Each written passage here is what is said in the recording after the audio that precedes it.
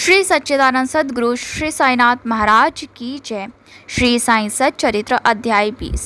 नमस्कार दोस्तों, स्वागत है आपका द स्पाइसी बीची चैनल पर। झलक के साथ हम श्री साईं सच्चरित्र के पुराने एपिसोड्स कर चुके हैं ऑलरेडी। अगर आपने अभी तक नहीं सुने हैं और आप चैप्टर्स को सुनना चाहते हैं तो लिंक डिस्क्रिप्शन में है, क्लिक कीजिए और फटाफट आनंद लीजिए बाबा की महान और अद्भुत गाथाओं का।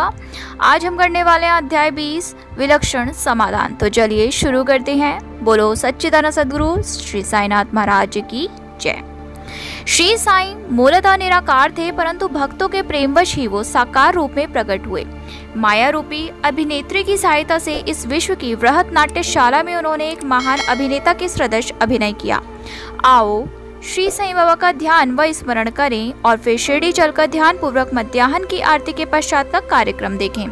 जब आरती समाप्त हो गई तब श्री साईं बाबा ने मस्जिद से बाहर आकर एक किनारे खड़े होकर बड़ी करुणा तथा प्रेम पूर्वक भक्तों को उदी वितरण की।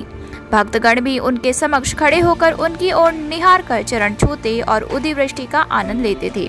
बाबा दोनों हाथों से भक्तों को उदी देते और अपने हाथ से उनके मस्तक पर उदी का टीका लगाते थे। बाबा के हृदय में भक्तों के प्रति असीम प्रेम था। वो भक्तों को प्रेम से संबोधित करते, ओ भाऊ अब जाओ भोजन करो। अन्ना तुम भी अपने घर जाओ।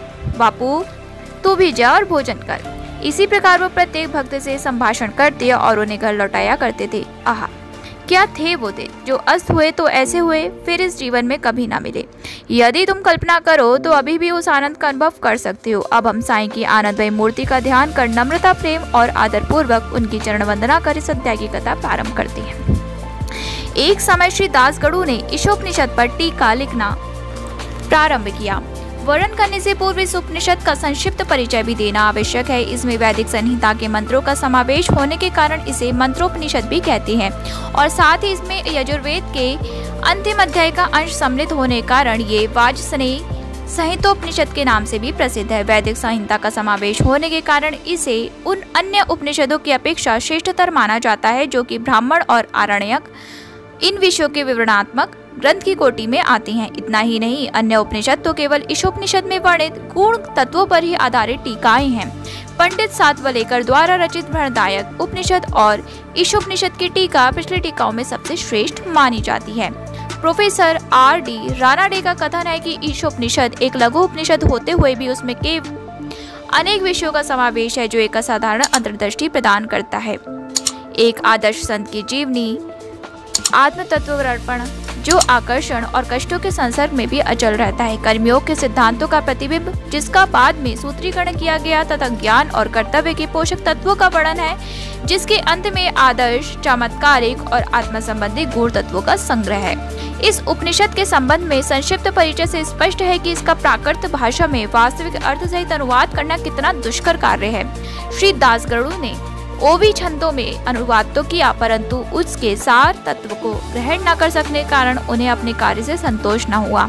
इस प्रकार असंतुष्ट होकर उन्होंने कई अन्य विद्वानों से शंका निवारणार्थ परामर्श और वाद विवाद भी अधिक किया, परंतु समस्या पूर्ववत जटिल ही बनी रही और संतोषजनक अर्थ करने में कोई भी सफल न हो सका। इसी कारण श्री दासगढ़ु बहुत ही असंतुष्ट हुए। केवल सद्गुरु ही अर्थ समझाने में समर्थ है। ये उपनिषद वेदों का महान विवरणात्मक सार है। इस अस्त्र के प्रयोग से जन्म मरण का बंधन छिन्न भिन्न हो जाता है और मुक्ति की प्राप्ति होती है। अतः श्री दासगढ़ु को विचार आया कि जिसे आत्म साक्षात्कार हो चुका हो केवल वही इस उपनिषद का वास्तविक अर्थ कर सकता है। जब कोई भी उनकी शंका का निवारण ना कर सका तो उन्होंने शिरडी जाकर बाबा के दर्शन करने का निश्चय किया। जब उन्हें शिरडी जाने का शुभ अवसर प्राप्त हुआ तो उन्होंने बाबा से भेंट की और चरण वंदना करने के पश्चात उपनिषद में आई हुई कठिनाइयां उनके समक्ष रखकर उनसे हल करने की प्रार्थना की। श्री साईं बाबा ने आशीर्वाद देकर कहा कि चिंता करने की कोई आवश्यकता नहीं, उसमें कठिनाई ही क्या है। जब तुम लौटोगे तो विले पार्ला में काका दीक्षित की नौकरानी तुम्हारी शंका का निवारण कर देगी। उपस्थित लोगों ने जब ये वचन सुने तो वो सोचने लगे कि बाबा केवल विनोद ही कर रहे हैं और कहने लगे कि क्या एक अशिक्षित नौकरानी भी ऐसी जटिल समस्या हल कर सकती है। परंतु दासगढ़ु को तो पूर्ण विश्वास था कि बाबा के वचन कभी असत्य नहीं हो सकते, क्योंकि बाबा के वचन तो साक्षात ब्रह्म वाक्य ही है। काका की नौकरानी। बाबा के वचनों में पूर्ण विश्वास कर वो शिरडी से विले पार्ला में पहुंचकर काका दीक्षित के यहाँ ठहरे। दूसरे दिन दासगढ़ु सुबह की मीठी नींद का आनंद ले रहे थे, तभी उन्हें एक निर्धन बालिका के सुंदर गीत का स्पष्ट और मधुर स्वर सुनाई पड़ा।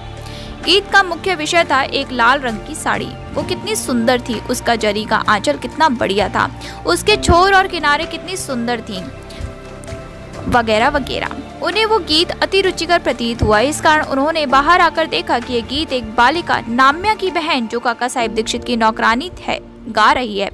बालिका बर्तन मान रही थी और केवल एक फटे कपड़े से तन ढके हुई थी। इतनी दरिद्री परिस्थिति में भी उसकी प्रसन्न मुद्रा देखकर श्री दासगणु को दया आ गई और दूसरे दिन श्री दासगणु ने श्री एम वीर प्रधान से उस निर्धन बालिका को एक उत्तम साड़ी देने की प्रार्थना की। जब राव बहादुर एम वही प्रधान ने उस बालिका को एक धोती का जोड़ा दिया, तब एक शुष्का पीड़ित व्यक्ति को जैसे भाग्यवश मधुर भोजन प्राप्त होने पर प्रसन्नता होती है, वैसी उसकी प्रसन्नता का पारावार न रहा। दूसरे दिन उसने नई साड़ी पहनी और अत्यंत हर्षित होकर सानंद नाचने कूदने लगी और अन्य बालिकाओं के साथ वो फुगड़ी खेलने में मग्न रही।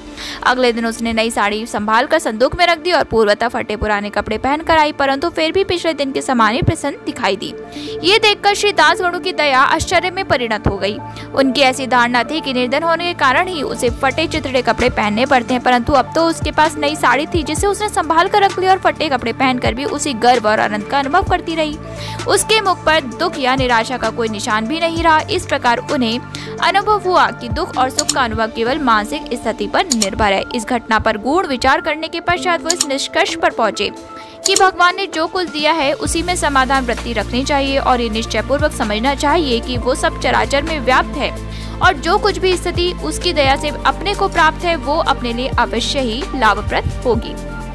इस विशिष्ट घटना में बालिका की निर्धनावस्था, उसके फटे पुराने कपड़े और नई साड़ी देने वाला तथा उसकी स्वीकृति देने वाला, ये सब ईश्वर द्वारा ही प्रेरित कार्य था। श्री दासगणु को उपनिषद के पाठ की प्रत्यक्ष शिक्षा मिल गई, अर्थात जो कुछ अपने पास है उसी में समाधान वृत्ति माननी चाहिए। सार ये है कि जो कुछ होता है सब उसी की इच्छा से नियंत्रित है, अतः उसी में संतुष्ट रहने में हमारा कल्याण है। अद्वितीय शिक्षा पद्धति। उपयुक्त घटना से आपको विदित होगा कि बाबा की पद्धति अद्वितीय और अपूर्व थी। बाबा शिरडी के बाहर कभी नहीं गए, परंतु फिर भी उन्होंने किसी को मच्छिंद्रगढ़, किसी को कोल्हापुर या सोलापुर साधनाओं के लिए भेजा। किसी को दिन में और किसी को रात्रि में दर्शन दिए, किसी को काम करते हुए तो किसी को निद्रावस्था में दर्शन दिया और उनकी इच्छाएं पूर्ण की। भक्तों को शिक्षा देने के लिए उन्होंने कौन कौन सी युक्तियां काम में लाई, इसका वर्णन करना बहुत ही मुश्किल है। इस विशिष्ट घटना में उन्होंने श्री दासगणु को विले पार्ला भेज कर वहां उनकी नौकरानी द्वारा समस्या हल कराई। जिनका ऐसा विचार हो कि श्री दासगणु को बाहर भेजने की आवश्यकता ही क्या थी, क्या वो स्वयं नहीं समझा सकते थे? उनसे मेरा कहना है कि बाबा ने उचित मार्ग ही अपनाया, अन्यथा श्री दासगणु किस प्रकार एक अमूल्य शिक्षा उस निर्धन नौकरानी और उसकी साड़ी द्वारा प्राप्त करते, जिसकी रचना स्वयं साईं ने की थी। ईशोपनिषद की शिक्षा। ईशोपनिषद की मुख्य देन नीति शास्त्र संबंधी उपदेश है। हर्ष की बात है कि इस उपनिषद की नीति निश्चित रूप से आध्यात्मिक विषयों पर आधारित है, जिसका इसमें वृहद रूप से वर्णन किया गया है। उपनिषद का प्रारंभ ही यहीं से होता है कि समस्त वस्तुएं ईश्वर से ओतप्रोत हैं। ये आत्म विषयक स्थिति का भी एक उप सिद्धांत है और जो नीति संबंधी उपदेश उससे ग्रहण करने योग्य है वो ये है कि जो कुछ ईश कृपा से प्राप्त है उसमें ही आनंद मानना चाहिए और दृढ़ भावना रखनी चाहिए कि ईश्वर ही सर्वशक्तिमान है और इसलिए जो कुछ उसने दिया है वही हमारे लिए उपयुक्त है। ये भी उसमें प्राकृतिक रूप से वर्णित है कि पराये धन की तृष्णा की प्रवृत्ति को रोकना चाहिए। सारांश ये है कि अपने पास जो कुछ है उसी में संतुष्ट रहना, क्योंकि यही ईश्वर इच्छा है। चरित्र संबंधी द्वितीय उपदेश ये है कि कर्तव्य को ईश्वर इच्छा समझते हुए जीवन व्यतीत करना चाहिए, विशेषतः उन कर्मों को जिनको शास्त्र में वर्णित किया गया है। इस विषय में उपनिषद का कहना है कि आलस्य से आत्मा का पतन हो जाता है और इस प्रकार निरपेक्ष कर्म करते हुए जीवन व्यतीत करने वाला ही अकर्मण्यता के आदर्श को प्राप्त कर सकता है। अंत में कहा है कि जो सब प्राणियों को अपना ही आत्मस्वरूप समझता है तथा जिसे समस्त प्राणी और पदार्थ आत्मस्वरूप हो चुके हैं, उसे मोह कैसे उत्पन्न हो सकता है? ऐसे व्यक्ति को दुख का कोई कारण नहीं हो सकता।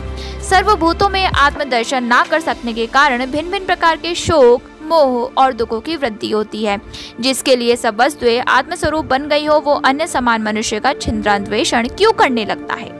श्री सद्गुरु साईनाथ प्रणमस्तु। शुभम भवतु। मिलते हैं नेक्स्ट वीडियो में, यानी कि हम मिलते हैं आपको कल इसी समय 12 बजे, और तब तक आप हमारे चैनल पर कंटिन्यू रहिएगा। वीडियो को लास्ट तक देखने के लिए और लाइक करने के लिए आपका बहुत बहुत शुक्रिया। प्लीज़ चैनल को सब्सक्राइब किए बिना बिल्कुल भी मत जाइएगा, जिससे कि आपको हमारी नेक्स्ट वीडियो की नोटिफिकेशन मिले सबसे पहले। और हाँ दोस्तों, मैं हमेशा यही रिक्वेस्ट करती हूँ कि प्लीज़ पेड़ पौधों को पानी देना बहुत ज़रूरी है। भले ही अभी बरसात का मौसम है, लेकिन फिर भी हमें उनकी केयर ज़रूर करनी चाहिए। और स्ट्रे डॉग्स को, एनिमल्स को फीड कराना, उनकी हेल्प करना बहुत ही इम्पोर्टेंट है। मैं भी करती हूँ, आप भी करें। तो चलिए साथ मिलकर सहयोग करते हैं। मिलते हैं कल। Bye bye, take care. Om Sai Ram.